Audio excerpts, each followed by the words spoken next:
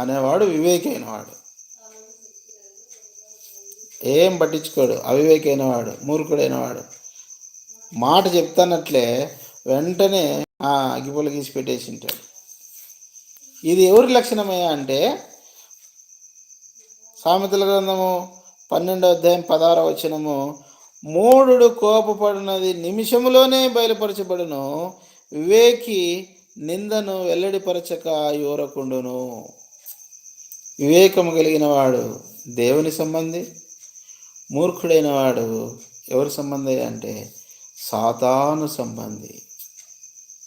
ఫిర్యాదు చేయవాడు సాతాను సంబంధి, సంబంధం లేకుండా మాట్లాడేవాడు సాతాను సంబంధి, ఆధారం లేకుండా నిందలు వేసేవాడు సాతాను సంబంధి.